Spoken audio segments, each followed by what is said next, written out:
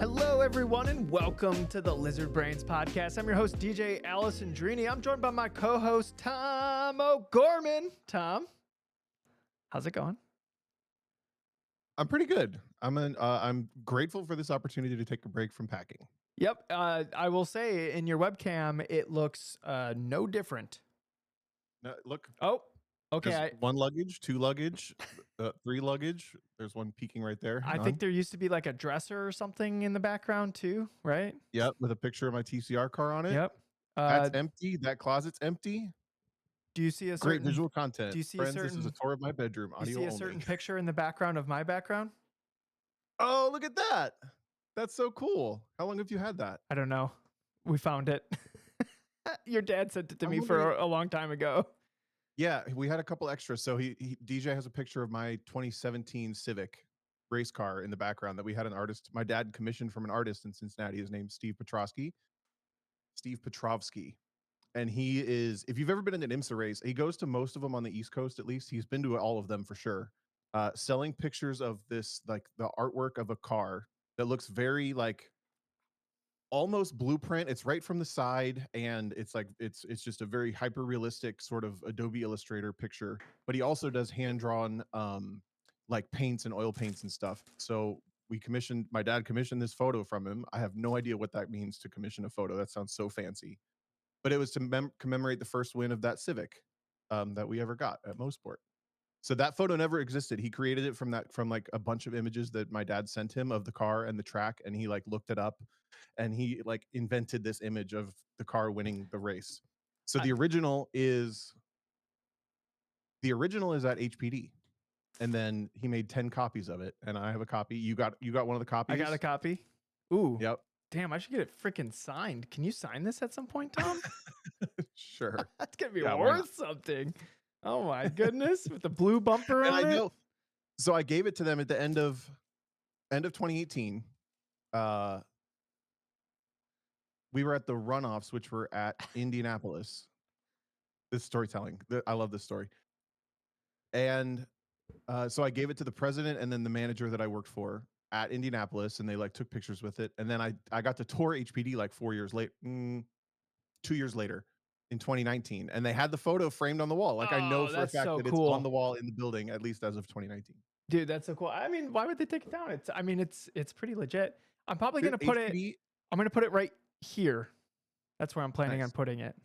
So that's we have not known each other very long at all when that popped up. Because that was 2017. I think we had it sitting around. Your dad sent it to me when we started the podcast. Yeah, because I think it was one of the two. I think we got 10 prints and like 2 of them weren't used. Yeah, I gotcha. And my dad was like, "Do you think DJ would like this?" I do like it. I've found a new hobby, and it's hanging stuff on the wall. Decorating, decor. That's my new thing. So check out HGTV. Yeah. DJ Alessandrini Lizard Brains Decor coming at. Look, I know all the hooks. I got all the picture framing hooks. I got the tool with the little like bubble in it where you like get the poke the wall where it puts the nail exactly where. Stud finder? No, I got a stud finder, and I obviously did the joke where I went, boop, boop, boop, boop, boop, boop. Oh, it found one. Obviously, you almost have to do that joke. And yep. And yeah, now I'm just hanging stuff on the wall. What else can I hang on a wall? I got Legos. Hold on, this isn't gonna turn into show and tell, but I got like the Formula One, like the McLaren Formula One Lego, and I'm gonna be like, I got like this the new one or the old one? The new one. I mean, it's like 3 years old. Okay. Yeah, I think it's the new one. I don't know if they came out with another one. That's why I'm not entirely sure. But I have this space because I have like 3 big Lego Technic sets that I've done over like the last however many years, and I'm gonna hang them on. I have like a part of my ceiling in my sim room is like lower because that's where like the air duct. If the basement wasn't finished, that's where the air duct is. And I'm gonna hang them like horizontally, like on this like lip, and it's gonna look like they're all like driving down the thing. Anyways, I'm just like Mr. Hang stuff on walls. That's my 2026 characteristic. Nice. Yeah. That just makes me think of when I was a kid. You remember those places that would have like a train set, maybe like that would go around on like a shelf around the ceiling, Yeah. like maybe a restaurant or like a Yeah, yeah. museum or something? Yeah. I thought that was the coolest thing a place could have. Like there was, if it had like a, I don't know what else. What else can you see in it? No, no, What's the that was jungle one? pinnacle. What's the jungle one? That was Rainforest Cafe. Like that kind of stuff was cool and whatever. yeah, Yeah, yeah, yeah, yeah, yeah. yeah. Chuck E. Cheese, whatever. I Do guess those what it even like. exist anymore? I feel like they don't. A Rainforest Cafe? I I'm sure there's a couple I need left in somebody in like the chat. downtown Disney. Yeah, I need somebody in the chat to tell me when's the last time you went to a Rainforest Cafe? Because I was also a child. Right. But at that age, a train set that ran all the way around the top of the building and And like then you through tunnels and around the bar and dude, stuff, that was way cooler than Wayne it was Rainforest oh, Cafe. absolutely. Because so apparently Raul went to a Rainforest Cafe like 3 years ago. I didn't even He that has was the children, that last makes one. sense. Raul was the last customer at a Rainforest Cafe. So um with the train going around, that was like the coolest thing ever because you would see it and it's like excitement and then go away, but you know it's coming back. Like you know it's coming back and you just like can't wait for it to come back. You feel like you ever see the videos of the guy that gets excited by trains and he has like the widest FOV ever? Yeah, I felt like that guy as like a kid. That's such a wholesome account. Did you know, do you follow that person? We're talking about the guy who 3D films his head and he like screams at trains. Uh I don't follow that person, but Christine showed me that train person. So He makes like car content now. He's like K swapped his Honda Fit and he wait, drives his really? Honda Fit around like with the same freaking look on his face. It's that like, sounds wait, what? that's This feels like two things that shouldn't cross. Like the That's guy on the the yeah. That's the internet content I'm here for. Yep. That guy's crushing it. yeah, it's so good. Um, did you do anything fun this week that wasn't Hanging stuff on walls. hanging stuff on walls or taking pictures of your cat? I feel like I saw a lot of pictures of Wednesday this week Yeah, I too. feel like my interactions with the Discord has been like, um, yeah, like just cat photos. Me and Christine got our 3D printer, so we've been 3D printing stuff. Ooh. Guys, it's kind of cool. It feels like magic. Like, and I know there's like, I know in our community, like I'd be willing to bet like half of them are 3D printing. Like that's just seems to like the Venn diagram is large for like race car shit and 3D printing for whatever reason. Yeah. Uh, it just it feels like magic. Like it's like you just tell the thing to create a thing and then like an hour later it's like a thing that just showed up out of nowhere and it's just you pull it off the printing plate and now this thing exists that didn't exist before. It's like just it's kind of wild. Like I'm like thinking like way into the future because like right now like the resolution is like pretty good with the 3D prints and then you can use different materials and like to have different like properties of the thing that you're like having printed. But I'm thinking like, dude, at some point we're gonna be able to like print on like a molecular level and you'll be able to print like certain molecules and you'll just be able to like literally just create anything from 3D printers. I'm thinking like computer chips and stuff in the future. Somebody said print organs. Yeah, I could see like 3D printing organs because it's so systematic the way it like goes around and like layers all the things down. So Ito's saying that's already a thing. So yeah, okay, the future is now, I guess. This is something I wanted to get to with Shelley Monfort, which is why she's only part one, even though it was not supposed to be more than like she was going to come on once. Yeah, Because I know part of her, she mentioned having like a bunch of medical patents or scientific patents, and one of them that I'm pretty sure stuff that she's worked on is related to prosthetics. And I'm pretty sure there's like 3D printing involved with the prosthetics. She helped maybe design. I'm kind of like she told me about it once, so I'm remembering it from a bunch of years yeah, ago. yeah, I want yeah, to like when next time we come back on, first question for Shelley Monfort: 3D printing artificial limbs. Go. yeah. Could you 3D print an arm? Go. But I think. I mean, it's just so cool. Like you're right. just watching it, it looks like magic. Like I think it was like 2 years ago. Like I finally figured out that robot vacuums were like a thing that people should have, and I just followed it around the house. This feels like the same thing. I'm just like watching it. And I'm like, why didn't anybody tell me? Like, why didn't anybody tell me I should have a 3D printer? Because like this is so cool. And obviously, like it's gotten so much better over the last decade. Like the 3D printer that we have, which is Bamboo P2S or whatever. It's like supposed to be like the easiest of easy. And it is. You just like you find something and you're like, that looks cool. And you just send it to the printer. Everything's already figured out and it just like shows up. It's just like it's like way easier. There's like no tinkering. it's just like straight to business, like right away. And maybe there'll be some tinkering in the future for like preventative maintenance or whatever. But I already looked at like the preventative maintenance like schedule of the thing, and I'm like, this is real basic. Like anybody, literally anybody could do this. And yeah, I'm never gonna buy like anything for like cable management ever again. I'm just gonna like print it. Like any like little plastic anything that you would ever buy, like a zip tie or like a literally just like anything like that. You just wouldn't buy that stuff anymore. You would just like print it and now you have the thing. Like I Have you, printed have you made a fake plant where all the vines come off it and they make zip ties that you can reuse and then you put them back on the plant? no, That is kind that of a thing. thing? Is that a thing? Did you just make that Every up? time I see 3D printing on like maybe YouTube when I'm like scrolling for a second, I see stuff like that. Yeah. Oh, okay, okay. I What's printed the it. most have you made like useful stuff like that, or are you just making Yeah, like little so tchotchkes? I printed a an NRG like car side hub and I bolted it to the rig. So like that's where my other Hmm. wheel goes. I just clunk and it just like clicks to the rig. And so then when I need it, I just pull it off like I'm pulling it off of like the car, but I'm pulling it off of the rig and then I can, swap the wheels around.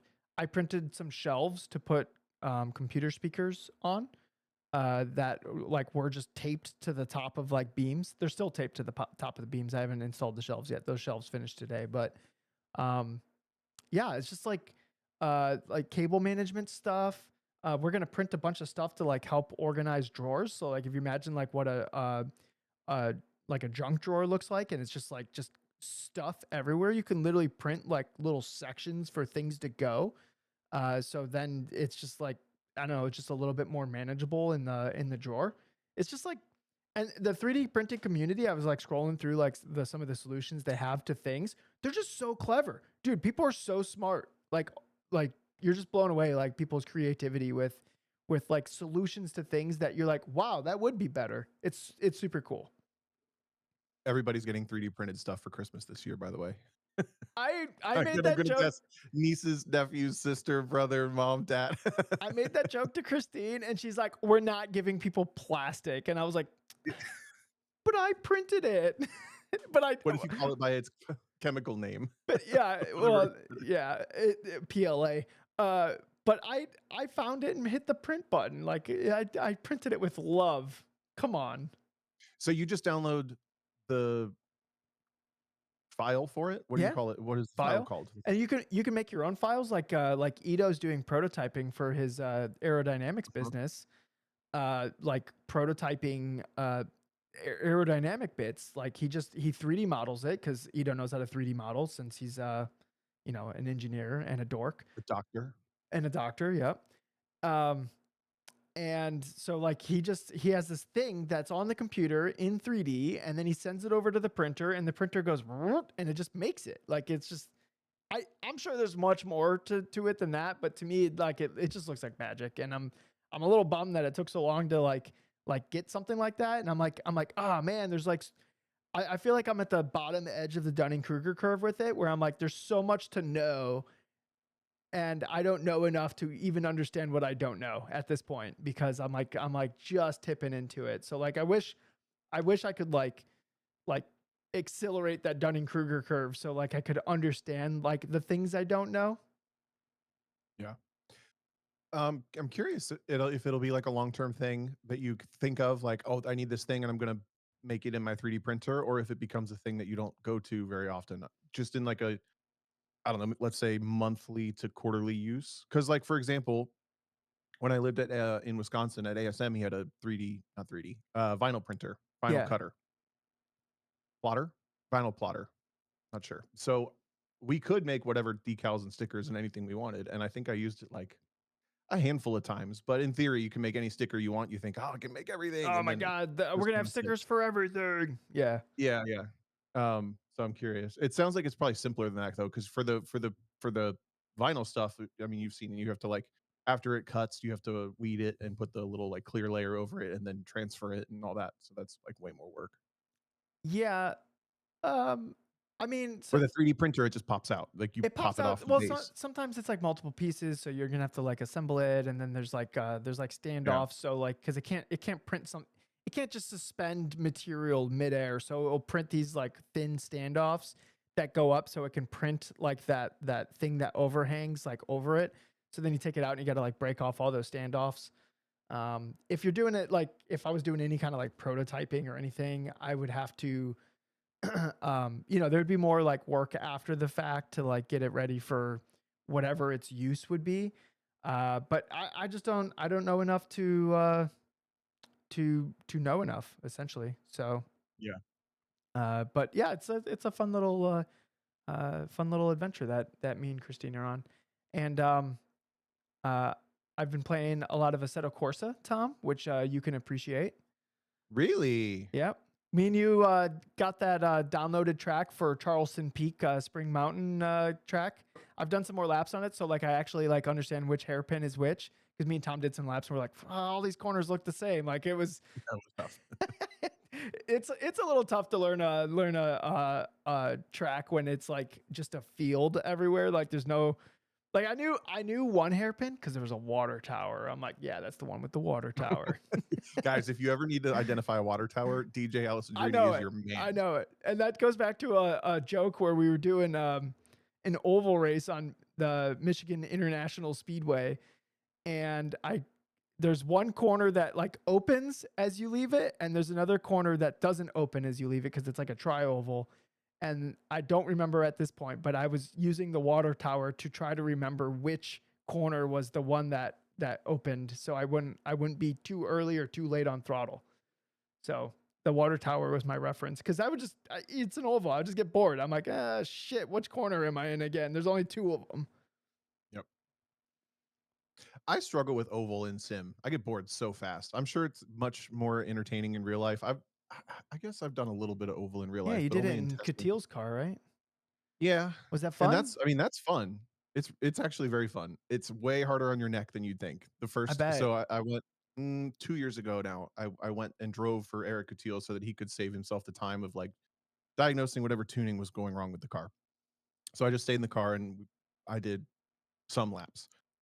And after like 3 or 4, I was like, "Oh," I'm literally reaching right hand up around the backside of my helmet and pushing my head off the seat a little bit just to, like, hold it there and driving with my left hand only, like, That's "Oh, wild. this is gonna be That's way a harder than I well, thought." if you see the oval seats, it's like it looks like a bed on the like the right side of the seat. Mhm. Like it's like they're probably just like nuzzled in there. I'm going Oh, to yeah, I'm sleep. sure those people are doing, like, basically as little work as possible with their body. Oh, absolutely. Yeah, they're probably just like lounging. And Ito points out that they're also opening beers. What? No, no, he's sharing 3D printed parts in Oh, the okay. in the I live chat on I was Discord. lost on the context there. Yes. Yeah, they need to have a cushioned seat so that while they're in their centripetal Yeah, force position, they can still reach over and pop a Bud yeah. Light. You pop a Bud Light while No, you're. they don't like Bud Light. Oh, Uh, uh, Coors. I was gonna say I don't know what. I don't know what. I don't know any other beers. It ain't Blue Moon, he ain't interested. But I will I say, also Tom. didn't do much. I did a decent amount of sim racing for the amount that I was packing. I feel like I would start packing. I've done this enough now. This is my I counted. I moved to Columbus before during COVID, and then I moved to Chicago, Wisconsin, Columbus, and now Cincinnati. So it was like 4.5 moves. I didn't move all my shit to Columbus the first time though, because I was living with Ed Colazzo. Mhm. And every place I've gone, I've unpacked fewer things. So on this fourth time around, there's like stuff that I basically didn't unpack or touch. So I've been doing a really good job of like purging those things. This is stuff I'm never going to use. Yeah, yeah, This yeah. is trash. This is donate. This is give away, whatever. But I would start making progress, and I'm like, I still need this stuff. Like behind me, obviously, I still need my bed Yeah. to sleep tonight. I still need stuff to cook dinner later. I'd like those types of things are holding me up. So tomorrow I'm nervous. There are these services you can hire that are like a minimum 2 hours of help with two people, and they just come help you lift stuff or like carry stuff around. So I hired two people to like come carry everything for me, Dude, and then everything in the apartment is set up that they can just like I'm starting a list. Like here's the order of stuff to bring down to me, and then I'll just load the trailer. Like as they carry things in, I'll tell them where to put it and play Tetris. Excuse me. That's I my plan is this to get out of Columbus or to get into Cincinnati? out of Columbus. Okay. Dude, I would have drove down and helped you if you weren't moving during the weekday. I don't feel like carrying it either. Okay. It's like I did this to move in here. I hired 2 people, and so my dad stood downstairs at the trailer, and I stood upstairs in the apartment, and then the people did all the carrying. Dude, this sounds like a cheat code actually. Dude, at the time, it was 120 bucks. This time, it's, like, twice as expensive. So when I kinda, like, committed to that idea Yeah. and then went and looked up what they were actually gonna cost, and I think it was around $300 for 2 hours, 2 people last time, like, $150 per person for 2 hours, and this time it's almost double. I'm Whoa, like, "Damn, what? they figured it out." Yeah. They figured it It's out. like $550 this time. You, dude, But you could have given me 50 bucks and I would have came down. I don't know, 3rd floor, this big stuff. Mm, It'll be easy. I'm fine. that's But I'm a fine. little nervous that tomorrow's gonna be like, "Oh, I didn't prepare enough," That sounds like a when they got here. nice, yeah, that sounds like a nice luxury. That sounds really nice. You know, for extra money, I used to when I lived in Michigan, I used to like work like as a backup mover. They would move Mhm. businesses. So businesses would move from one building to like another building, and they would this business was acting like they were like a much larger business than they were. So they would bring in all these like temporary people. And I remember they were moving, oh, I forget the name of the company. It's a big audio company. Um, and they like sold this job and they were like desperate for people. So like where I was a greensman on a golf course. I was like, I asked the management, I'm like, hey, can I just like recruit all these people like in like on part of the crew to like go do this thing? And he's like, well, as long as it doesn't like as long as everyone shows up to work the next day. And it was like 12 of us. Like it was basically like the whole crew like went to go work on this thing. There was probably like 40 of us total to like move this company, and we all just like acted like, yep, we're full-time employees. Like, yep, we definitely work here. Like, yep, we're not just here like making, I think it was like 20 bucks an hour, and this was like back in like 2009, which is nuts. Like that's so much money in 2009. Yeah. And we worked for like 5 6 hours and we like all busted ass, and it was like a nice change of pace. Like I was working with the same people I always worked with, but we were like working at like this different job. And my managers even came out. They're like, what, 20 bucks an hour, we're coming out. Like so it was literally like the same crew, but instead of working on a golf course, we were like moving this company like to another building. It was actually super fun. That is, I've always enjoyed that type of work. A lot of the ride and drive work that I've done, like I've told the stories of like the Dodge Drift rides and this type of stuff. The reality of the work was way more like setting up tents and moving. Like we would have to put out all the water barriers for like our corral or wherever we were driving so that Yeah. things were safe. We had a full semi truck full of these like I don't must have been like probably 500-gallon water barriers, and then they would bring in the water truck and fill them all up. So we're literally just like hauling these maybe 50-pound barriers in and out of the truck for every event at the beginning and end. I feel like being a roadie would be kind of fun. It's similar work, right? Like you're just setting up a I have no stage and idea. tearing it down, Oh, I thought but you were only if you're with talking. the right people, right? Because if the people around you suck, like doing that kind of work as a team is fun. You said roadie, and for some reason I thought carny, like a carnival worker. I don't know why my brain went there. And I'm same same imagining, things, just I guess sketchier. it Yeah. would kind of be the same thing. But for some reason, I'm like, what? How would that be fun? You're just like sitting in the sun all day, just like watching screaming kids on a Yeah. stupid ride that you turn the key on and off on. Like, that sounds terrible. It was also super fun to build the cart track. Like once the cart track was locked in, they had the location and they were like, this is our timeline to build everything out. When all the NASCAR tires started coming in that they bought Yeah, from yeah. who knows wherever, drill the tire, drill the ground. Like it was like a team of I want to say 4 people. It would be one person with the drill, drilling holes. 2 people would come in and then like thread the rebar through, and then the bracket that would bolt the tire to the ground, and we would just try to knock out like as many in a night as possible. That was fun too, but it was like a lot of hard work. Yeah. It was cool. I think Sam in the chat nails it. He says he loves work like that because oh, this is all the steps I have to do to complete this like right now. Um that's rewarding when you're like, "Oh, I could see the beginning and the end and I just have to get to the end and I like and you can see it." And like Dude, normal corporate like work is there is no beginning and there is no end, and you're just like running on the treadmill until you jump off at some point. Like that's literally there's there is no beginning and end. So maybe I don't know. Maybe I'll try to think of some ways that maybe you could like add your own synthetic beginning and end. Maybe that would make everything a little bit more enjoyable.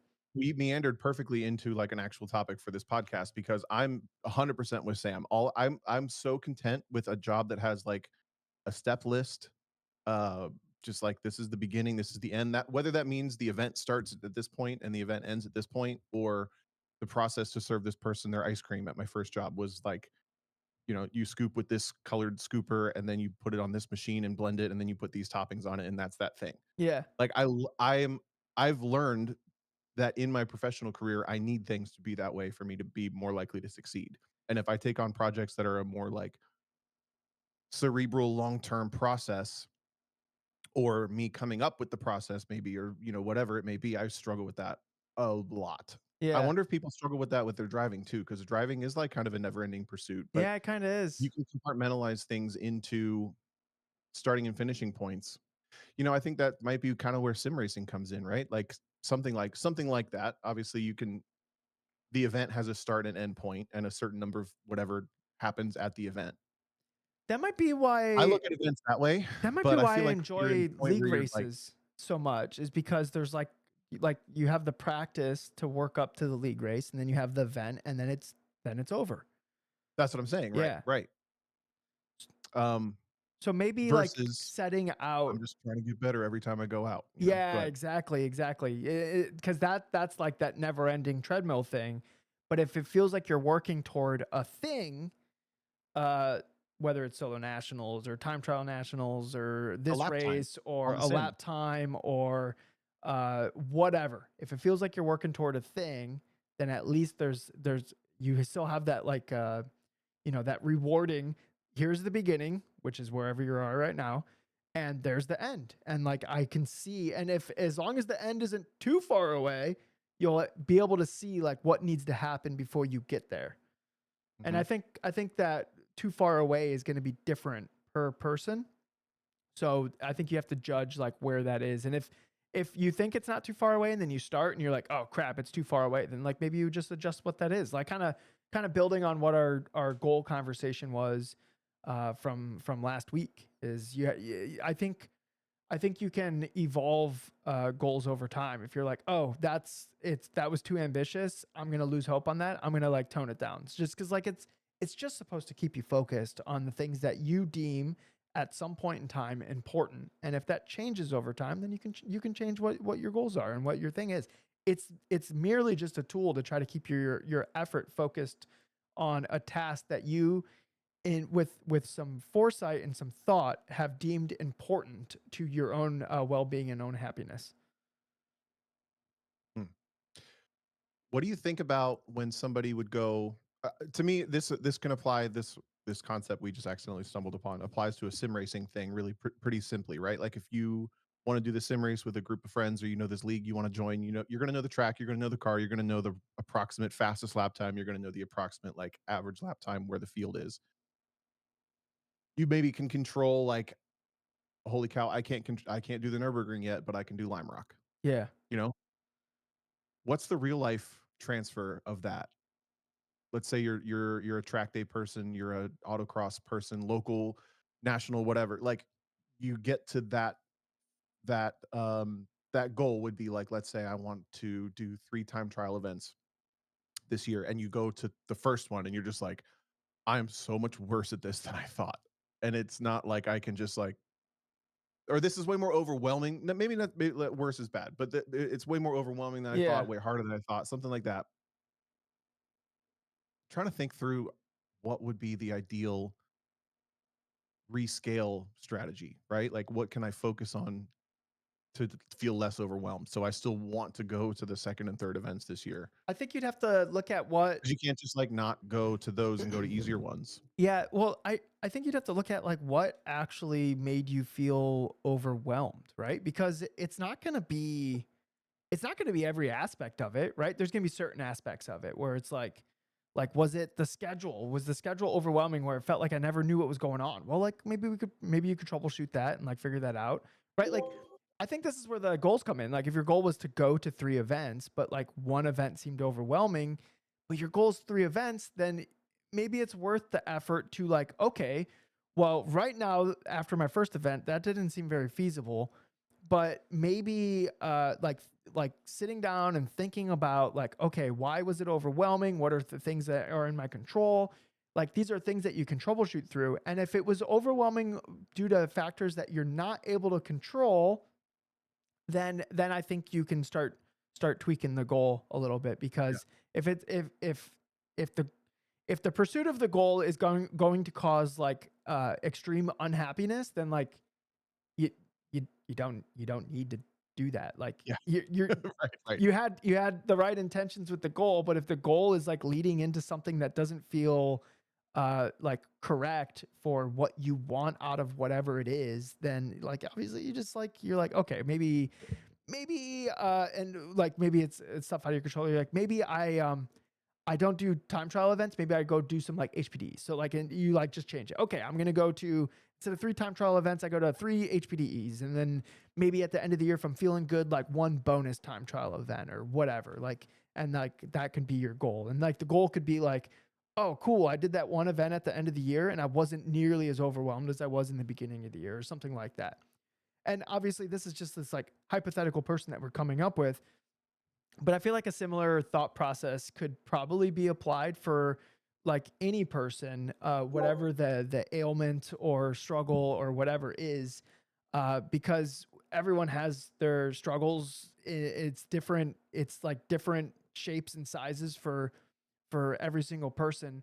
But if we think about like the things that we can control, uh, and the influence we have over just staying away from stuff that we can't control or just accepting it, then I think we'll just be in a better spot.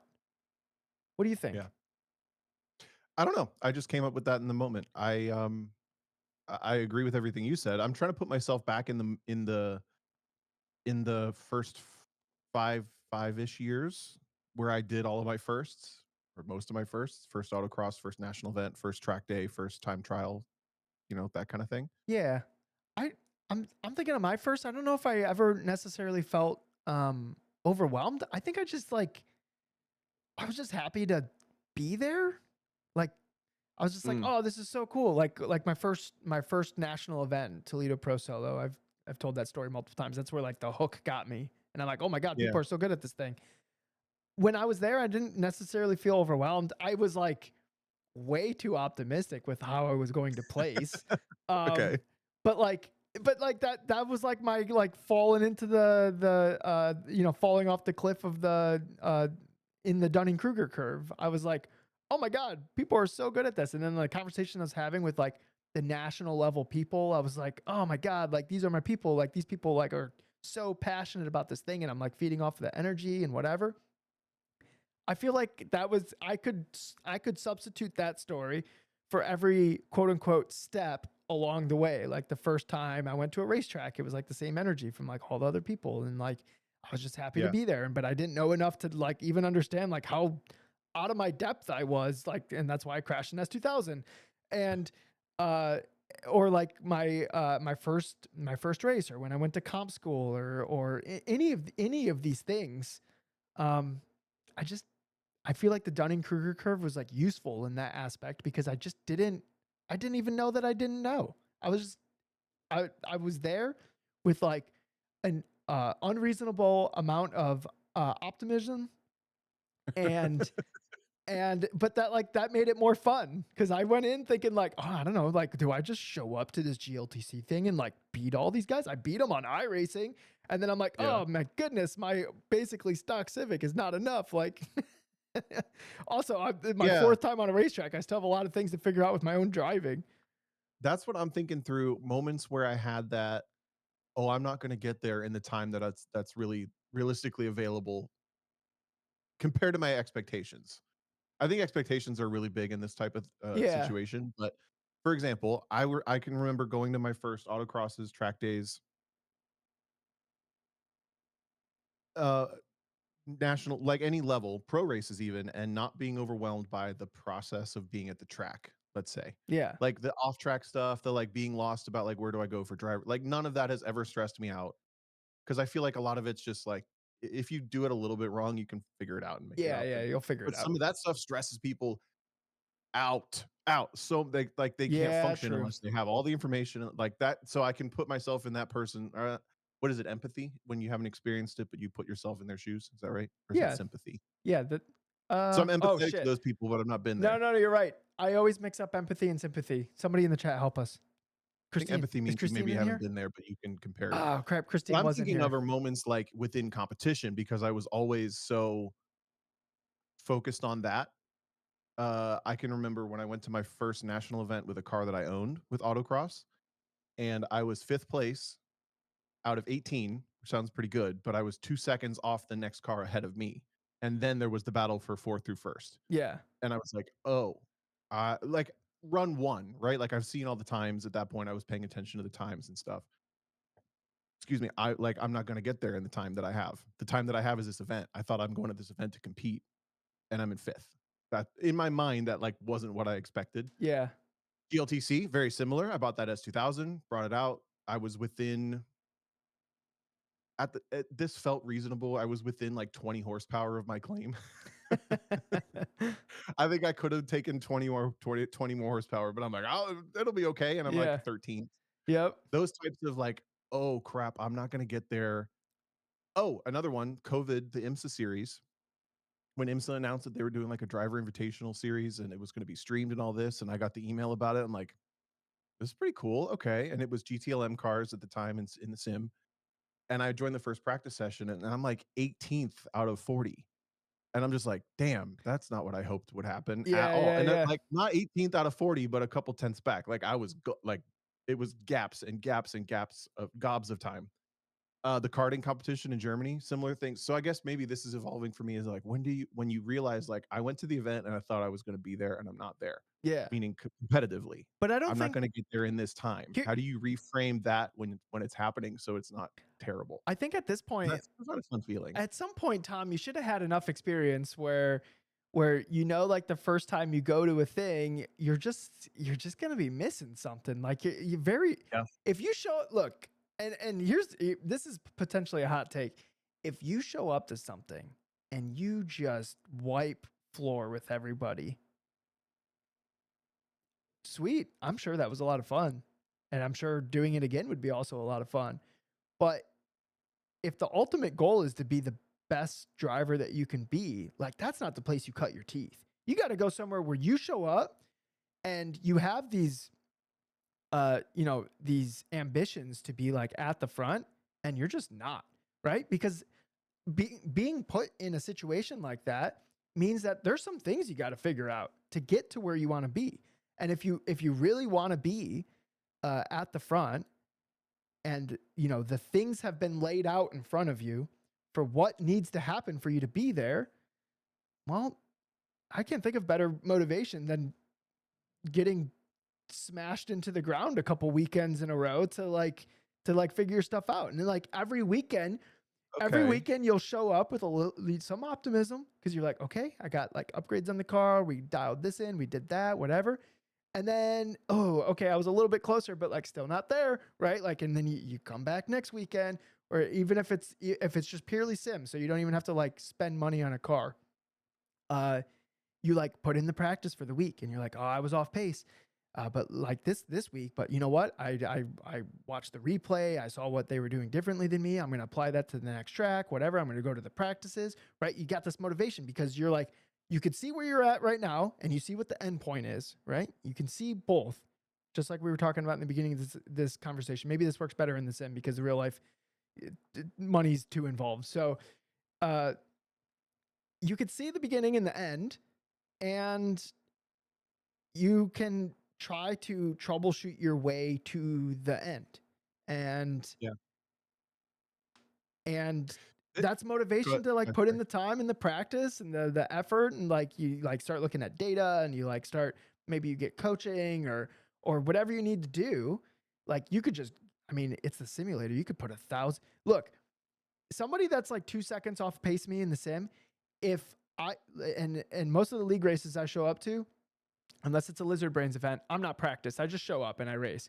But if somebody put in 1,000 laps in a week, which is a lot of laps, maybe I'll just say 300, which is like a doable amount. You put in 300 laps in that week, you're going to be at the same pace.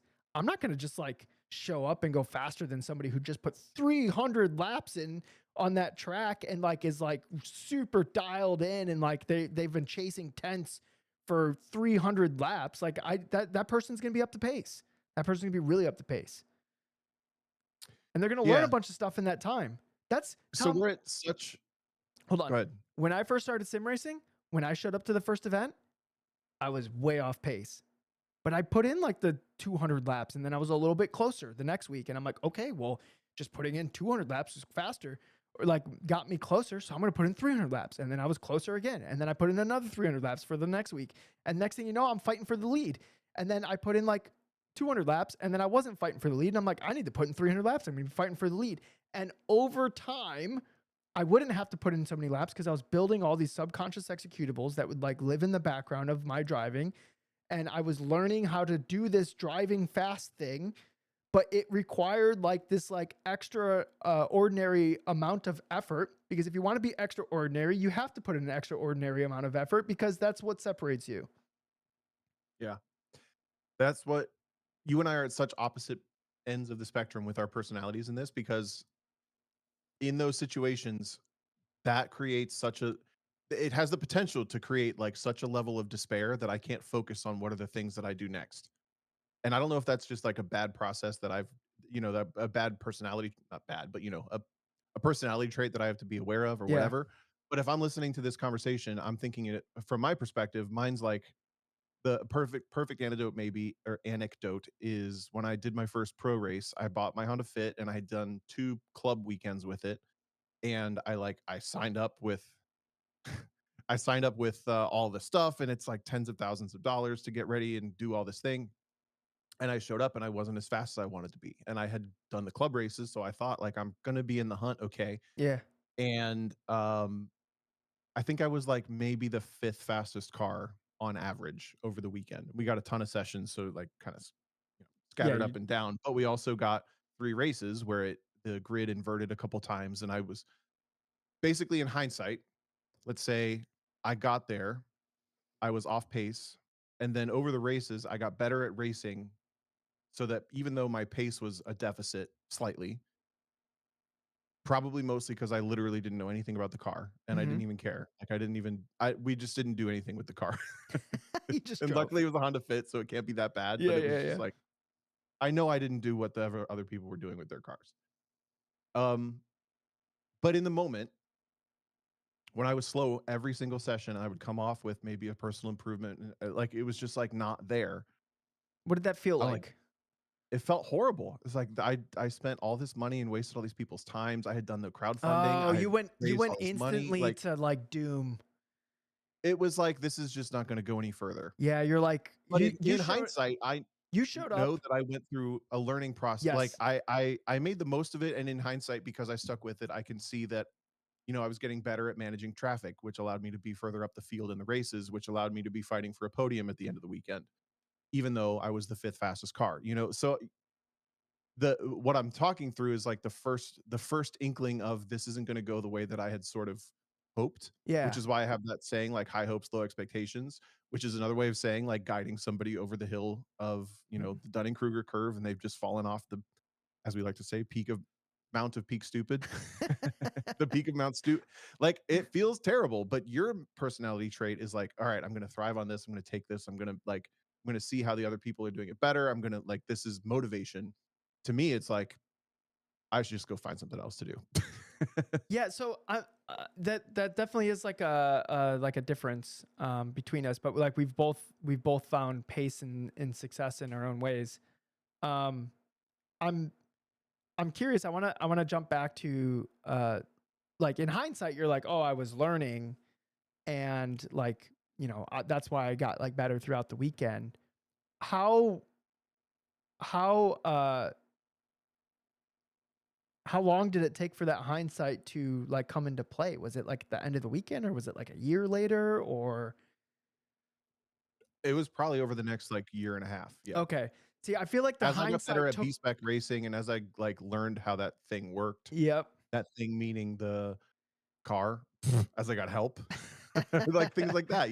So S- Um, So I'm sure this wasn't your first time jumping into something and you like having to learn the chassis, the competition, the intricacies of driving and competing and all these other things, but you were capable of learning and doing those things, and when you became proficient at it, you were at or near or fighting for the top, right? Okay. yep. So the next time you jump into something, and this has happened so many times throughout your life, you can think back to when you were a kid. It was the same thing. Like you just figured out a way to be near the top, right? So the next time you jump into something and you feel that feeling where it's like, what am I even doing here? I suck, right? Because that's where your brain goes and it's sabotaging you. That's not true. It's setting you up to feel that way. But in the moment, if you can, try to remind yourself that, hey, this is just like all those, the half a dozen times where I also felt like this, but I figured out a way to get to where I wanted to be. And if I stay passionate enough about this long enough, I will end up there. And that, I think that takes a lot of like pressure off of you, that like you don't have to do it like right now. You should just be trying to figure out what is missing co- when you compare your performance to people who are performing better. And those are things that are mostly in your control, of things that you can adjust to how you're operating.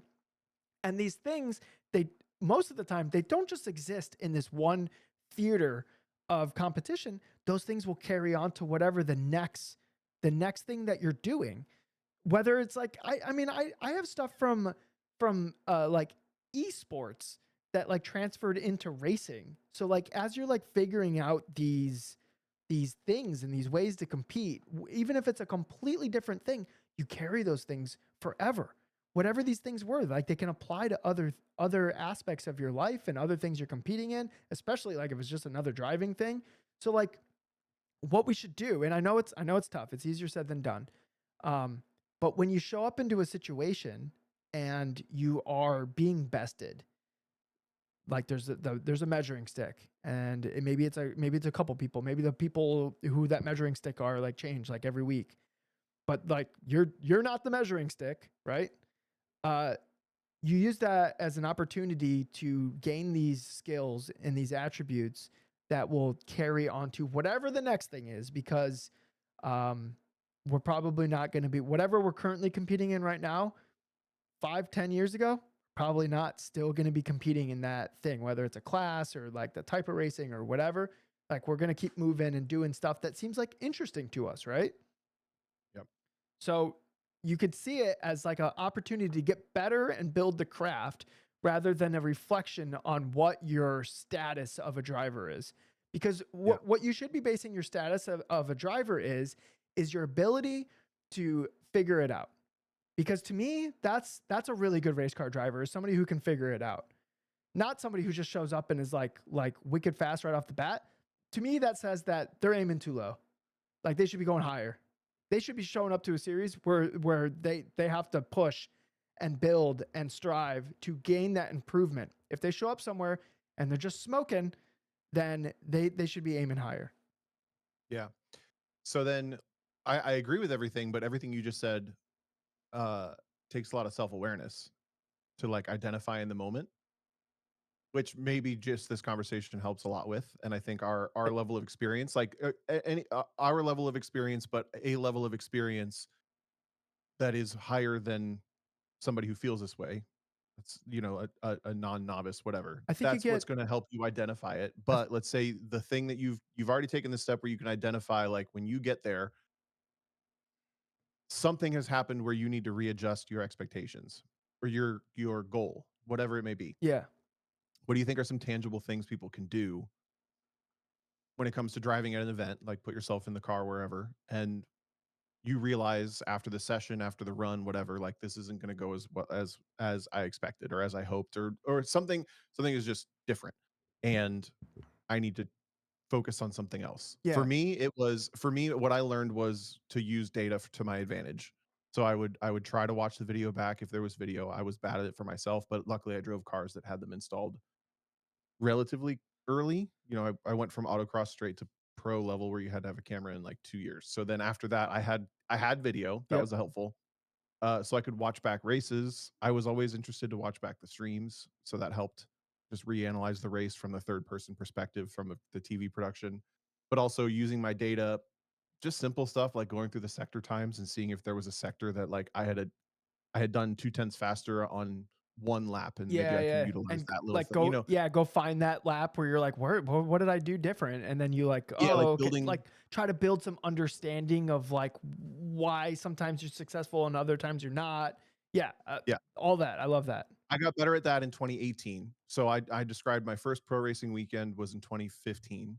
I just told that story. My 2017, sorry, 16, 17 is when I got a little bit better at it, but 2018 is probably when I got really good at making time to do that for myself. So that was like a 3-year process, let's say, in hindsight. And maybe I was better at it at times and I wavered on it on other times and stuff.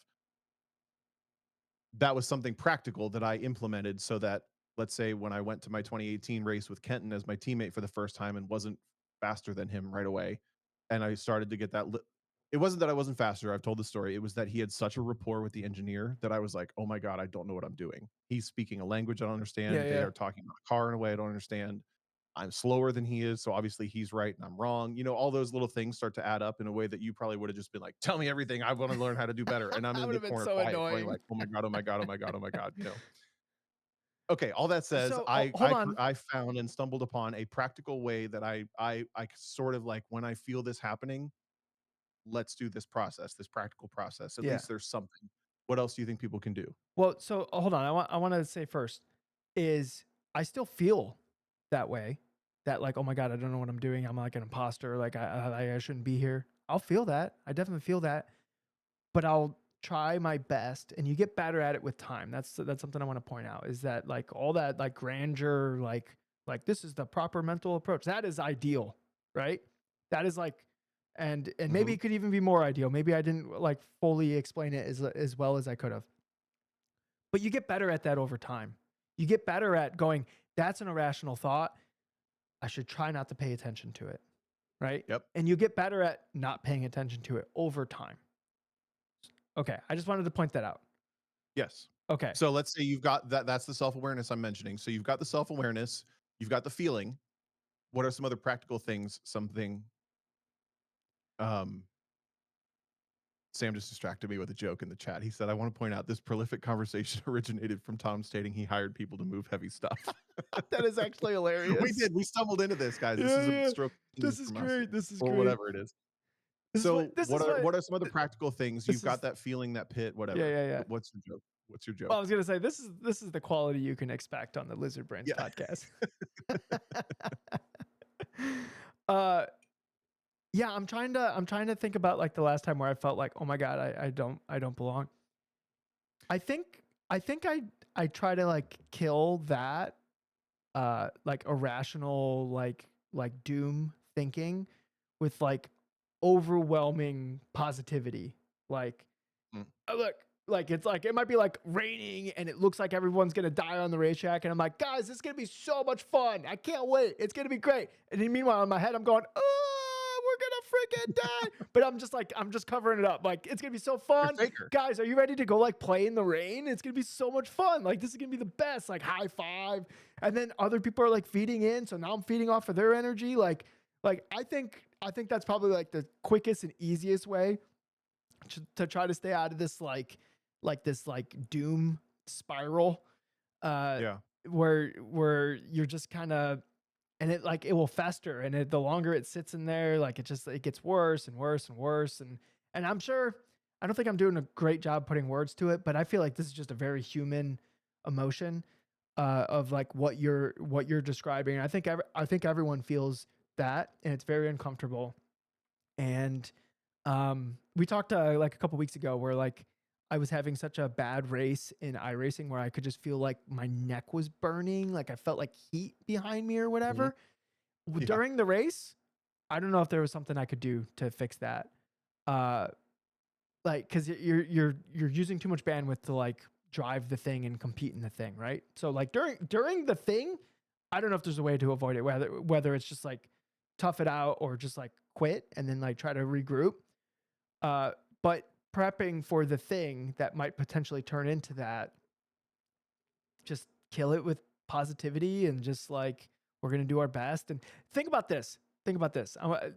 Think about almost every single endurance race you've ever done, Tom. Everyone goes there planning on winning the thing, and then something goes wrong right from the rip, and then you're like, "We're gonna get third," and then something goes wrong again, top five. Like the goal just keeps changing, right?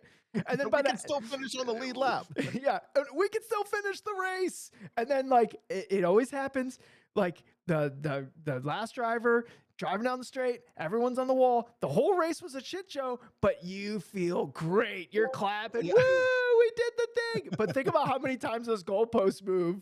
But like at the end of Yeah. the race, you still feel good. But that's only because that like positivity and like, okay, I know things are going to shit right now, but it's gonna get better. And like you just keep that going. And then eventually it does like not keep going to shit. And that now you're like, oh, we get to celebrate.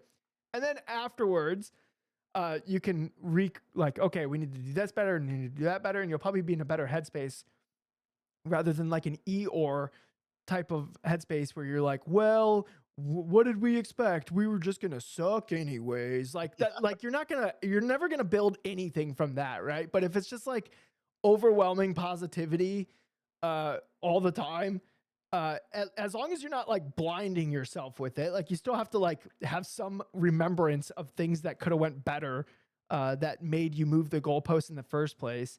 But you'll be Yeah. in a better headspace to like actually go after the issues that prevented the original goal from happening. You don't want to be, this is fine with the flames behind you, but you also don't want to be, oh bother. Yeah. Right. Yeah, I exactly, think I've exactly. I think I thought of three little like personal practical things. Okay. For one, this works in sim for me, but I think it can translate to real life for other people. If I'm struggling in iRacing specific, but in sim, I've learned that I need to look at my brake trace, brake input, let's say input, while I'm braking in the car. Just take a lap to be bad. I've said this before, I think, but don't worry if I make a corner or like do a lap well. Just make sure I look down and that my brake, as I'm going through the brake zone, I don't have like a bunch of like wavering pressures. And Yeah. some more often than not, if I have this moment where I'm like, I'm doing worse than I want to be doing, this isn't like going well. Practice session on a Wednesday night, which means nothing, but I still feel this way. Yeah. If I look down at my brake thing and I'm like, oh yeah, my left foot sucks, right? Like my braking sucks. It's Yeah. terrible. So If okay. I do that for like a lap or two, it's usually fine by lap three. So you And like I go think you back can to transfer that basics. into discipline Yeah. with data. If you have the tool available, the discipline of pulling out your data and at least using longitudinal G forces, if not the actual brake trace if it's there for a road course driving. I think that's like my practical like root cause analysis. Like Yeah. why is this worse? I need to double check that and make sure it's okay. Cuz I think excuse me, Excuse you. if you found this podcast and you're at this point and with your driving interest and all this, you should also probably know what an ideal brake trace and release looks like, which is obviously like spike to peak pressure right away and then trail off gradually into the corner. If that overwhelms you, then there's more to learn. But for the most part, most of us know what that should look like. And if we Yeah. pull it up on AIM and it looks like it sucks, we're like, oh yeah, I can see that. Yeah, Okay. there's room for improvement. But obviously different corners, different cars, like that brake trace is going to change. But like you'll have Right. an idea of what that should generally look But like. practically, I'm saying I think Yeah. that might be that to me is probably the first thing that pops up when I'm feeling that bad. In my experience, like if I can like I said, root cause analysis, what's happening, root cause analyze. In autocross, it's looking ahead. So like finding the exit before the entry, finding the exit as I brake for the entry, even. Uh, that's my like even if your braking sucks in autocross, it's so all up in the air and everything. Like as long as you're still finding that exit Yeah, and yeah. everything else, if the event is sucking and the runs are sucking and you're coning everything and you're not feeling very good, like if you just take a run to find the exits, to me that's a good hard reset.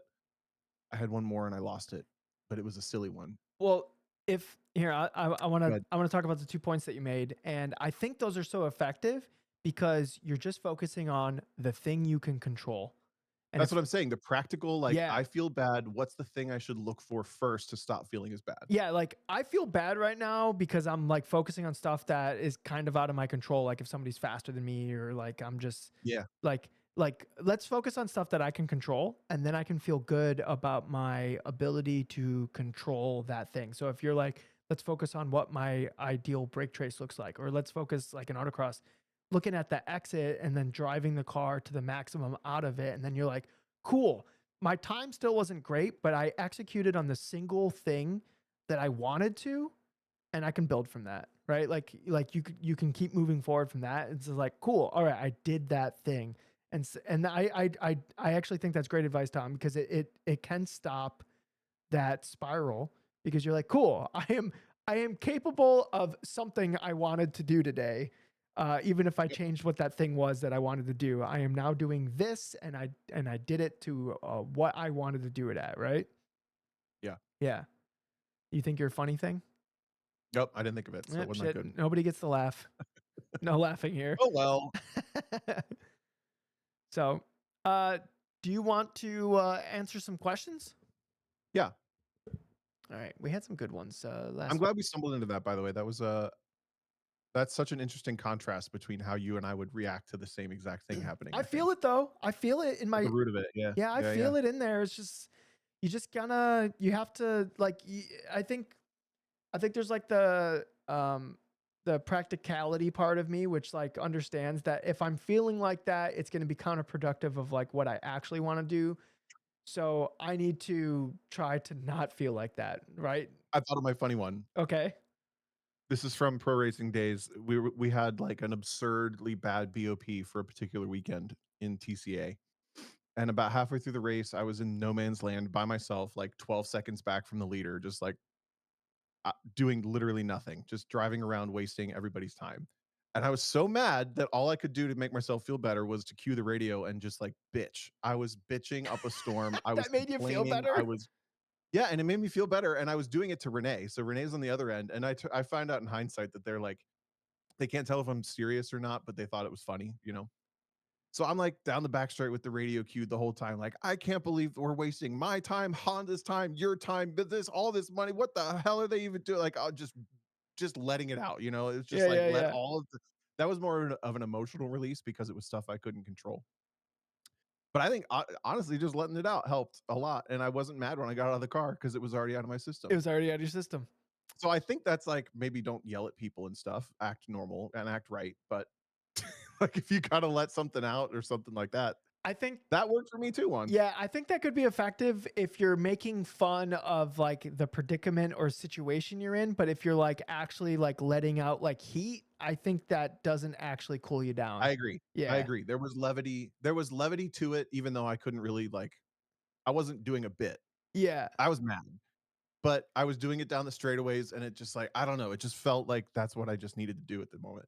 You're like, "Well, I guess That was a funny one. I'll just drive behind this person or whatever." Yeah. Like, yeah. Yeah. Yep, yep. But if you're like actually like heated, like how do they expect me to pass this person? Blah blah blah blah. Like Dude, I don't think that's gonna help. I don't think that's gonna help. like this sim streamer that I keep seeing videos from in our Discord every once in a while. Yeah, I don't know where he's from or what his name is. Hang on, I'm gonna find it real quick. he's I keep getting little clips from different Discord users of this guy who plays iRacing and he's a streamer and it seems like he posts a lot and whatever. he's pretty And good he's too. just angry the whole Pablo GZ. Pablo GZ. Does that mean anything to you? No, I just see his You can clips as picture him, well. right? Yeah, yeah, yeah, yeah. I want to say he's probably Italian, but I don't know if that's I think he's on the Iberian Peninsula. So he's like either Portugal or Greek. Spain. Oh, either way, if Spain. you're doing what that guy does, don't do that. Just these people are in my way, and it just like lets people hit him and all Yeah, this yeah, stuff. Like, because yeah, you're completely right. You're completely right. I If think you like just need to blow off steam because it's kind of funny, yeah, I think if you like make fun that's of it. the That's it. thing and you're like cuz then that changes like where like your mental space is. But I think if you like double down on like the heat, then like it's just going to build. And I think building Yeah, on like the mental heat while in a car is one, it's not get scary. I don't think it's going to help your performance at all. And also it's if you ever see like the really bonehead like that person should be banned from motorsports, it's because they just like guys at the end of the day we're just freaking animals. Like you can like work yourself into a frenzy and then you just do shit that you normally wouldn't do and you're like what is wrong with me, and you have to put a stop on it, right? So like I just don't build heat in a car, whether it's driving down the highway or on a racetrack. Like you just don't build heat unless it's like Yeah. into the tires. You can build heat into the tires. That sounds fun. And on that note, Okay. how long have we been going, by the way? Emails. About an hour. Okay, perfect. Do you want to pick the first one? You want me to? Tom. I know you've talked about this before, but I feel like this is what people come here for. How do you find a good Mexican restaurant, Tom? All right. This one's from Tim. Tim Brusque. Brusque? There's too many vowels in I'm his name. pretty I sure don't. the subscribers already got this in an episode somewhere, but all Mm. you got to do, Google Maps on your phone. This works for every restaurant. It needs to have like 4.5-ish stars. Okay. If it's got 4.3 with like thousands of reviews, great. If it's got 4.6 with like 200 reviews, also good. But it needs to have like 4.5-ish. Yeah. From there on, you go to the photos and you look for three things: the free chips and margarita, or free chips and salsa, excuse me, on the table, the chalice of margarita. If it's in like a cup, no, Mm. like we're not. Like a It pint needs glass or like the whatever. chalice. Yeah, it needs to be. Yeah, yeah, and the decor, the chairs, the walls, the arches, the sombreros on the wall, and all that. Mm-hmm. If it has at least two of those, so you see the free chips and the free salsa in the photos, and there's sombreros on the wall, and the decor and the chairs are decorated and everything's colorful, but you see the pint glass margarita, it's probably still good. But if it has all three of those things, you're gonna have a great time no matter what. That's how you do it. I have a place near me that I think you would really like. It's called. Okay. Oh crap!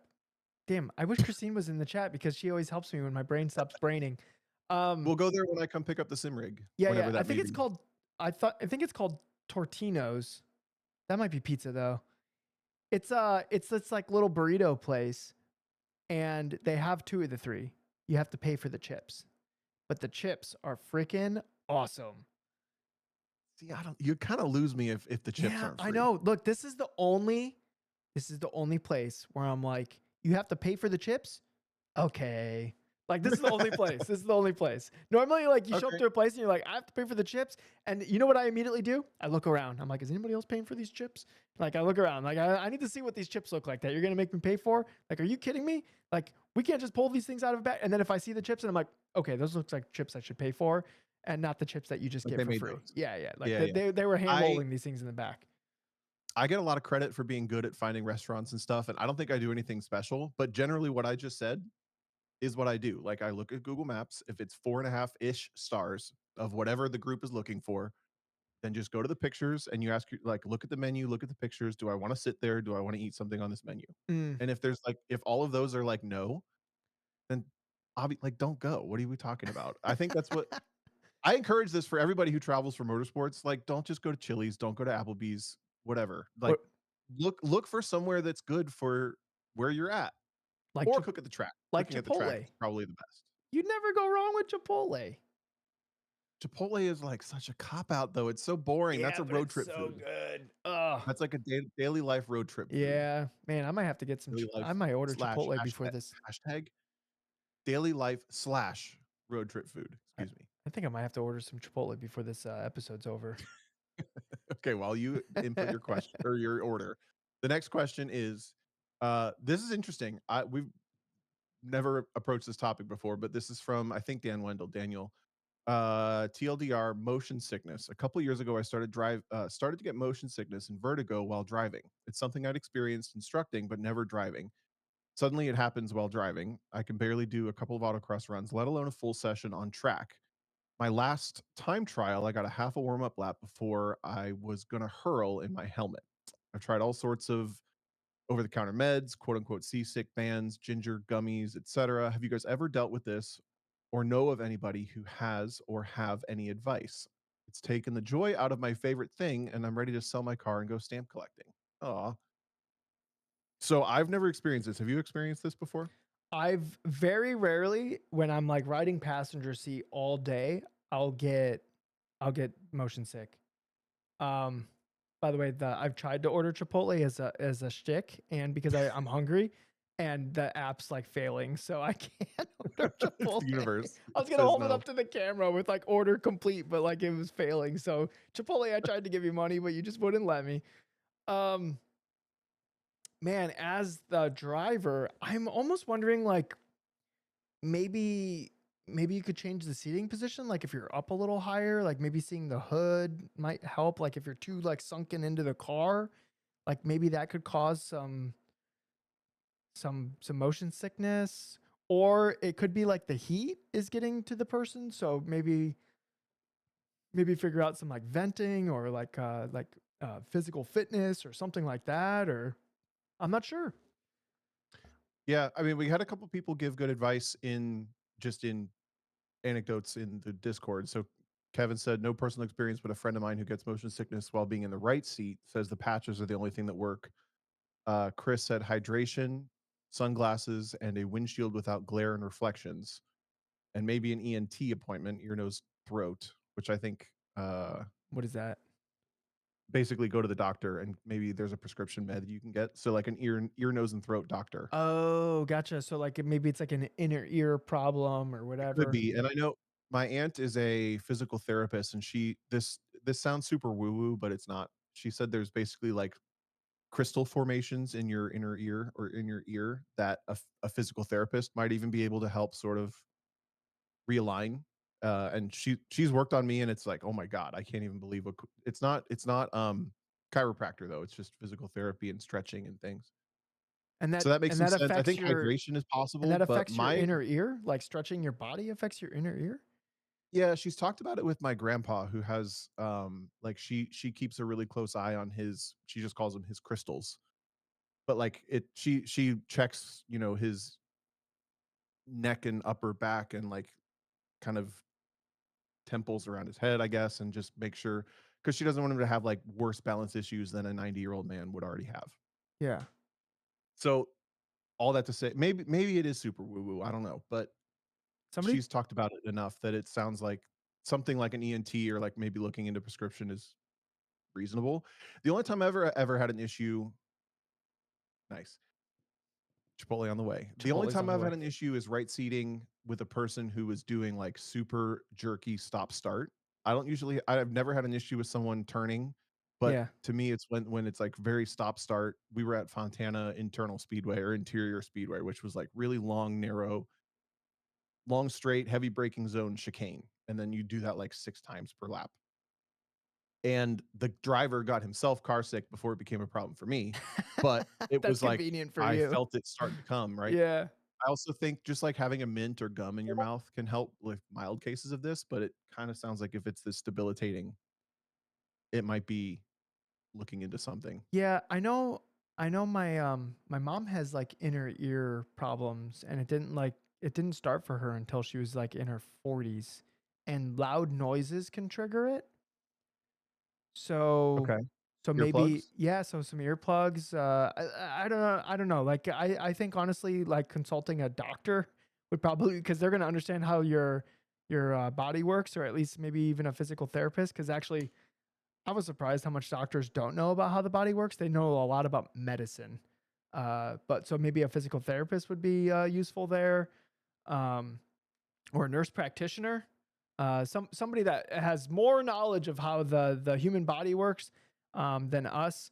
But I do know like if I'm sitting kind of low in a car, I'm a little bit more susceptible, at least in the right seat, to get motion sick because I can't see the road and like my relationship to it as much as I would be otherwise.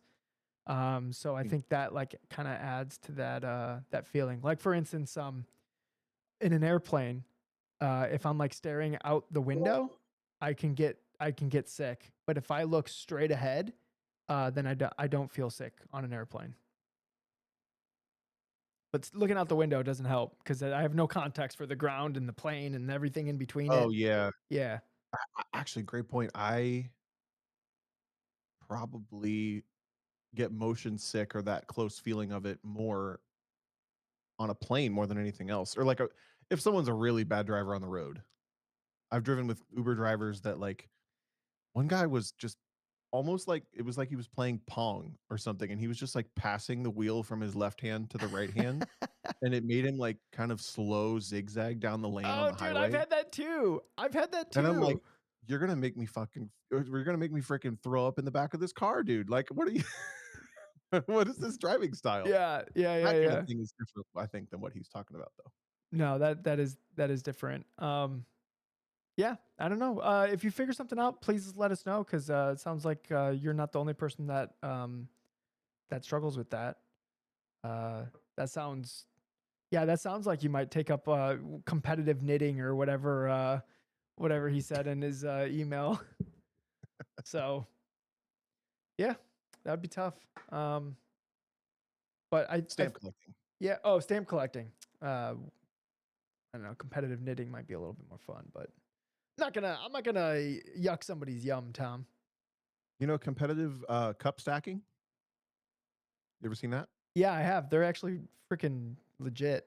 I They're want to pick. so I'm good. picturing that in knitting and like the sound effects it would make, like all the little needles clicking together and Yeah, yeah, everything. yeah.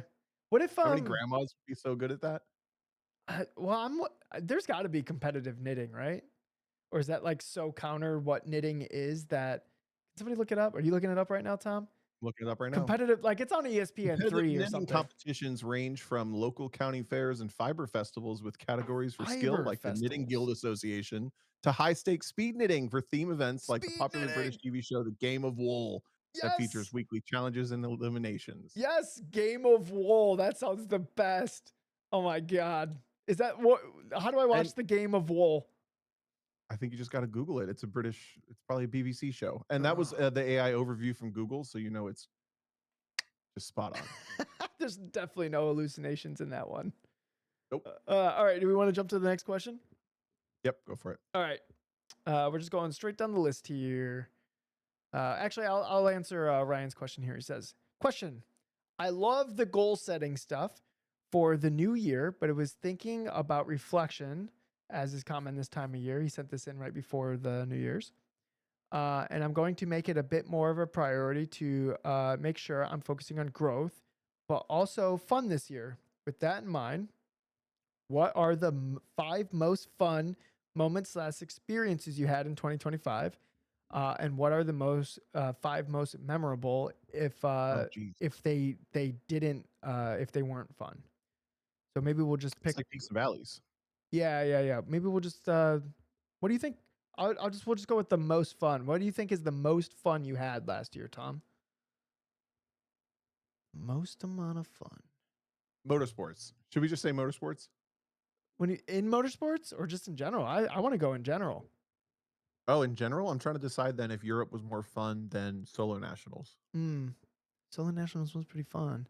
I think those are my top two, but motorsports would be I don't know. I think I had my most fun at solo nationals though. Yeah, you were having a lot of fun that one night that I found I you. had I had a lot of fun commentating at Road America as well. Okay. A lot. Bill goes, "You don't even remember Solo Nats, DJ." Yeah, You yeah, call it's back true. to the goals episode. I remember it. I just don't remember it in great detail. Not in the detail that I thought I was going to remember it forever because it just fades away, and then you just remember like the highlight points or whatever. I think the like 11 days off in a row that I took to marry Christine was probably like the most fun because it's just outside of the norm of what I'm normally doing. Normally, I'm so go go go go go go all the time, and we didn't have this like cell service, and we were just like in a tiny house next to a river with like a bunch of wildlife all around us, and all we had to do was just hang out with each other.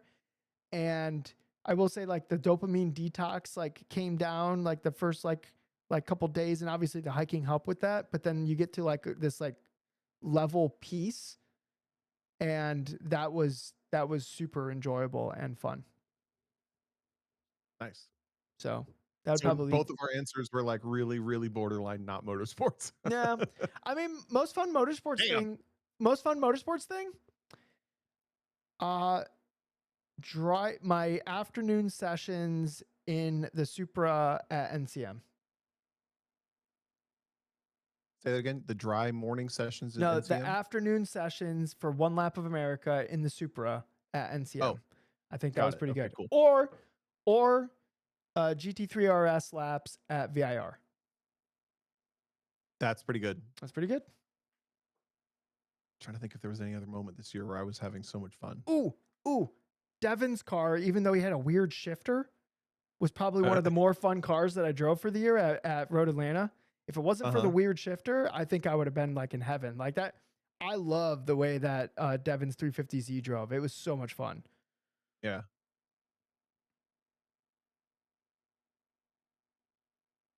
No, I think that's it for me.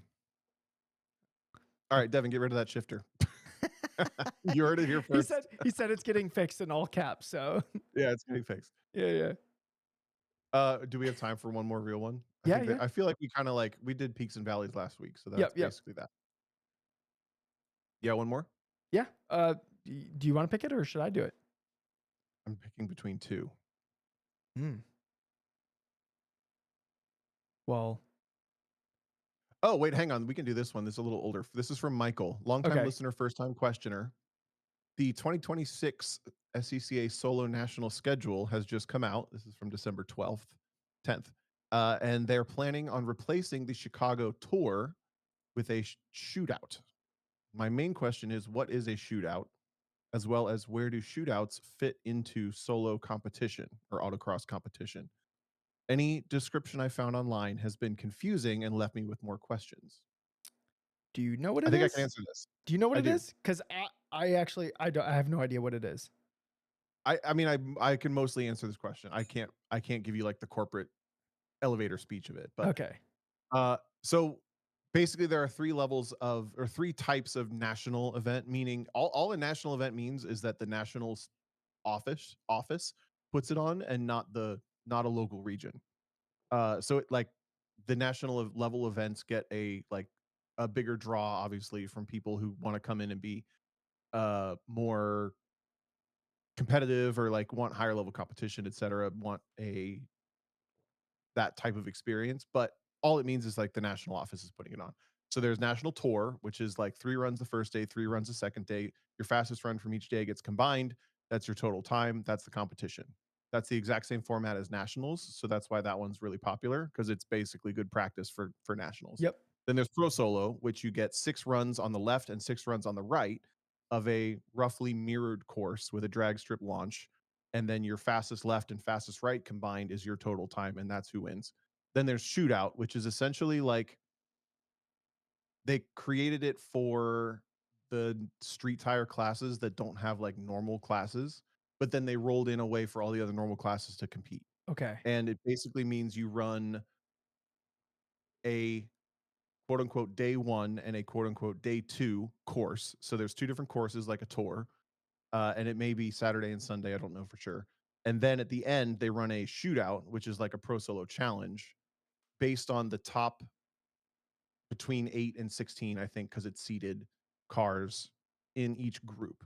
So like it's a way for Cam. It was basically the Cam challenge, but Cam and XA and XB and XS and the solo spec classes or whatever they call it, CSX, CX, the Mustangs, Miatas, etc. And then they created like a catch-all class for everything on race tires. They just all run on an index class, and then I think all the other classes run on an index too. Too many details. All that matters basically is you still get to do a 2 course 2 day format, and then at the end you do a shootout on index time So it's like at the a very end. it's like a It's pro so it's solo it's still a challenge on a tour format, essentially. exactly. Yeah. It's still a like it's still a multi-day format, 2 courses, like you go through multiple Yeah, that sounds things, and then fine. if you're in the shootout, yeah, I'll it's sign up I've for never that. done one. It sounds fun. Yeah, I'll sign up for that.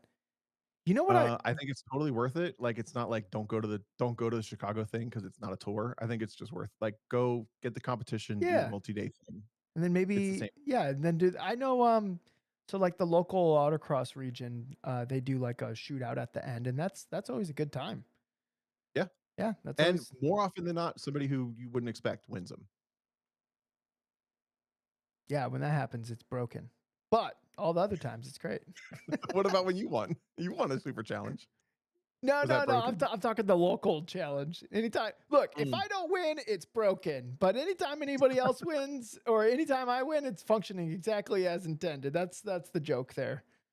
So it's basically a national tour, and you might get some extra runs at the end with the challenge. Yeah. So it's like a national tour with the possibility for fun runs. To me, Say it it's that like way. a national tour with like a pro solo challenge at the end, where it's like, oh, Yep. hopefully I make the challenge. Oh, cool, I did. Oh, I'm knocked out in the first round, like I always am. Okay, pack it up and go home. Nothing is different except I got like an extra couple runs and some excitement that Yeah. went with it. Yeah.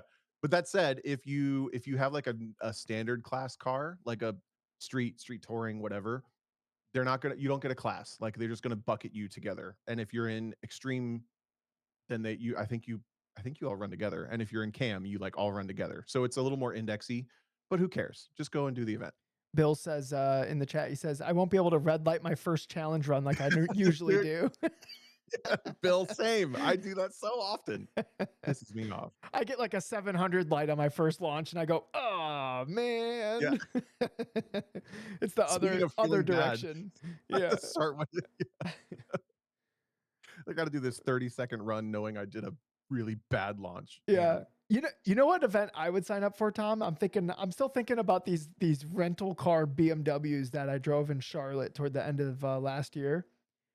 What if Yeah. like you took the rental car challenge to like the national level and you just had like 6 Nissan Altimas and you had like literally an entire field of people like doing a bracket to like get to the end. Come on. Would that not be fun? I think it'd be super fun. They used to do it with that gum out Volkswagen. The winner of each heat at nationals on PAX all drove the same car at the end of the day, and they like won a couple $100 if they were Oh, the dude, fastest. that sounds great. Let's do He's that. describing spec racing, Ito says. I mean, yeah, it's spec racing, but it's like supplied spec racing. If you Yeah. just went to a rental car airport, is what you're saying, right? Just Yeah, go just pick get up a something. couple It doesn't cars. matter what tires it's on. It like literally I just Honestly, the I've talked about the military schools I've taught a little bit, right? yeah. So when we teach those, day one's curriculum is essentially an autocross school in rental cars. But they tell us when we get to the airport, all the instructors rent a car, and as we rent cars, we tell each other what we got because we want a Different car. sedan, an SUV, a truck, and a something else. So like we need to have at least a car, an SUV, and a truck, like a pickup truck. Yeah. And then sometimes we get a van, sometimes we get a micro, sometimes whatever. But it's because we want to expose the soldiers to different types of vehicles to make them uncomfortable. You could do that. You could just like show up to Avis. All right, we need truck. All right, yeah, pick up the truck. And then we have a truck Yeah, challenge. yeah. Whatever comes like literally just like do like a random number generator and that's like obviously it Yep. has to pass the rollover thing or whatever. Like we're not going to be out there in like a Nah, in a screw it. Nissan This is a new form of autocross. We don't have rules Armada. here. Yeah, if you guys get a Don't roll chance over. if you get a chance to rent a Nissan Armada, great. The seats aren't that comfortable, but the transmission's really good. It shifts real fast. And you can shift it like really aggressively so it goes like straight to red line on the downshift and it sounds sporty. Thomas said then everyone complained that their particular Ultima wasn't crashed enough to win. Yeah. That's The bigger exactly what problem, happened. the thing with the Volkswagen at nationals was everyone would bitch if their tires were too hot. Yeah, but So they would like try to delay going as long as possible because the previous person put a bunch of heat in the tires. Oh my god. yeah, look, it's all season tires. They're smoked after the first corner anyway, so it doesn't matter. You're like, what are you gonna do? You're gonna get an extra corner out of it? Get out of here. I like the rental cars where you have to be like constantly hitting downshift so they don't just upshift to fourth gear constant at Yeah, every whatever opportunity the they might nuances get. are. Whatever the nuances are. That's what I'm saying. Like just bring a random one and it's like just like freaking figure it out. Like do some googling, whatever you got to do. Like it will be on display for all of Solo Nationals. Like I think at Solo Nationals this makes a lot of sense. On display for all of Solo Nationals. Like this is the car that the winners of all the classes are going to do a shootout against each other in. And then like the whole week, like maybe you could even go rent one. We're like, we got to go get that BMW 430 or whatever so I can like figure this thing out if I win my class, right? Like you could like What if the lizard the classes shit out of are it if you just wanted. the classes are just a segment of rental car available? What do you mean? Midsize, compact, Oh, truck. You just go pick your own, whatever you get. If you can finagle it, good for you. Go for it.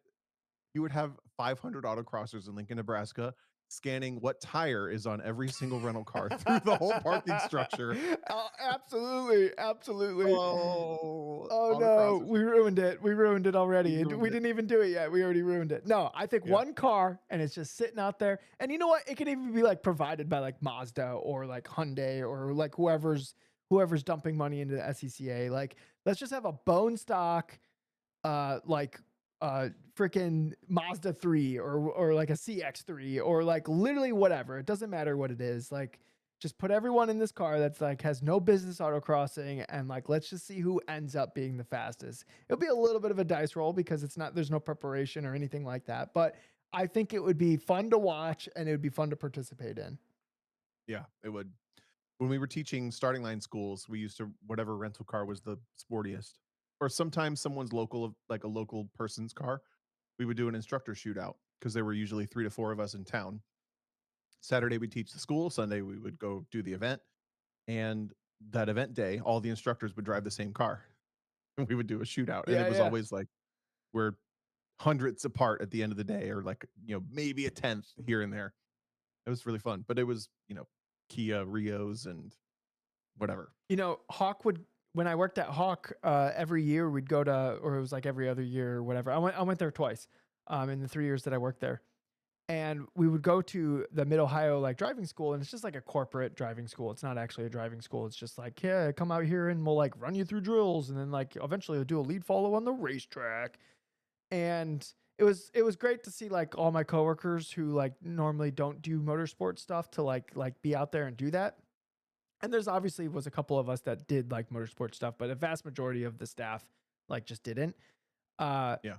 and I would always lose to Mitch Bloom in the ninth gen Civic LXs with their little CVTs. He'd always beat me, and he would never shut up about it in the office. He would always bring it up. He would always bring it up.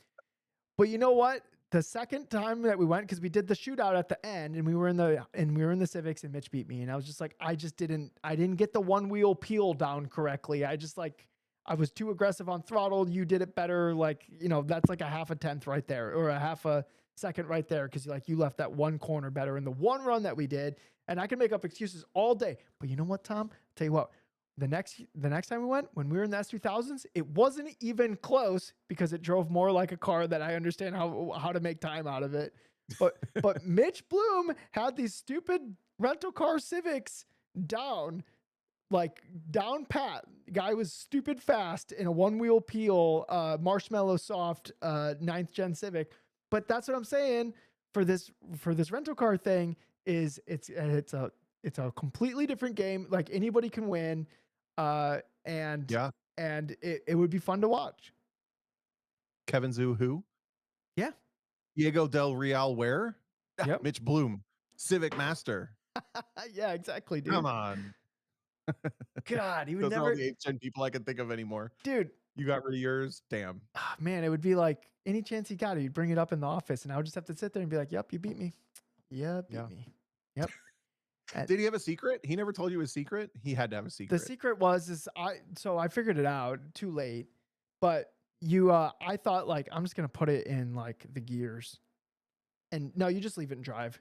Drive is literally fastest. Oh, you're making it more complicated than I it was needed to I be. was like I'm like gonna try to keep it like revved out or whatever, and if you just put it Yeah. in drive, it just like does it the best. This is what I think those rev up events used to be. Basically, like that had to be so fun. Maybe it would have been like high pressure in the moment, so it would have been a little less fun. But when you got to drive like autocross runs in the MX5 to win an MX5, or a Solstice to win a Solstice, or a Corvette to win a Corvette, the like Chevy or Mazda rev up events. This was before my time, but this is I know, these you are know what I'm the talking about. these are the events where like Mark Daddio was winning cars and stuff, right? Yeah, yeah, Yeah, or yeah, yeah. yeah. I think that's what this must have been like. Yeah, Man, we missed the best times. dude, we missed it. It could come back though. Mark Daddio is the prime age. We got to have him on the podcast.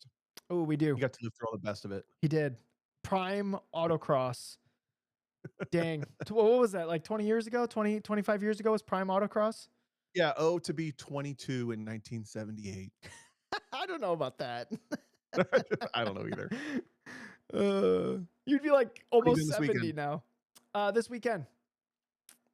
I'm gonna do the iRacing special event, Roar before the 24.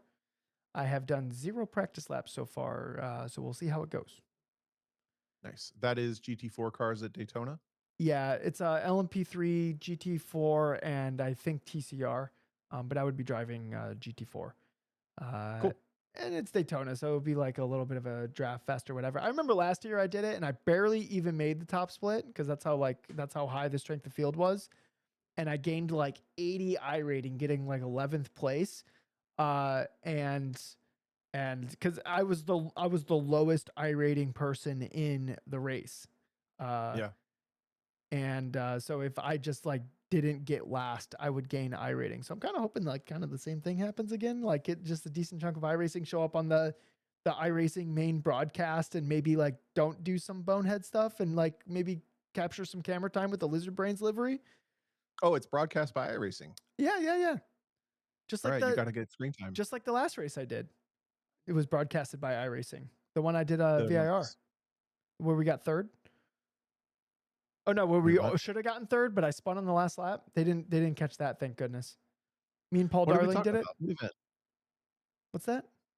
What event are you talking about? There was a 4-hour race at VIR in the like it was a production car challenge like special event, and iRacing broadcasted it. It was like one of their broadcasted races, and me and Paul joined it. We didn't expect it to be raining. We had the most diabolical car ever in the rain. You told me. Okay, Yeah, and we okay, tiptoed thank this you. thing to Just the end, and we should have gotten third, but I messed it up, and then we should have gotten third again, and then I messed it up again, so we got fourth. Got it. Man, streamed races for like iRacing feels so high pressure. We got to plan our next one, guys. We're planning that soon. Yep. Soon meaning we're dialing our as soon as we stop hitting record. Hopefully. Yeah, sure. This I'm down. week, and I'm just moving. When do you plan to be fully moved in? I move all of my stuff. Thank you, Eric Teal, for the truck and trailer tomorrow, Thursday. Okay. Out of Columbus, and then I move basically into my parents on Friday as I can, as slowly as I like, and then Yeah. return the truck and trailer.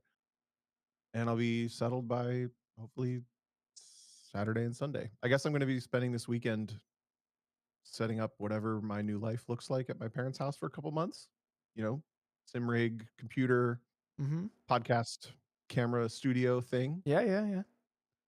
We'll see. Okay. If you need any help, let me know. I'll skip the roar. Gonna drive down. Yeah. You'll I'll what? skip the roar. I'll skip the roar to come help Tom. No. You don't have to come down and help me move any. I don't need help moving stuff. I just gotta like make space for what I need, you know. Okay. All right. But I Oh well. can't say I didn't offer. I appreciate that. Okay. Well, I think that's going to do the episode for this week. We went an hour and 40 minutes for some reason. Okay. We'll end the episode eventually. For all the people who made it. Oh, yeah. I do have Chipotle at the door. Wait, hold on. Let me check. No, not yet. Not yet. It's on its way here. So this is a perfect time to end the podcast. You want to take us out, Tom? I don't know if you'll hear music. Let me know if you hear anything. Yeah, I can hear it actually, so I have no excuse not to get it just perfectly right. Guys, I love your hair, and I hope you win.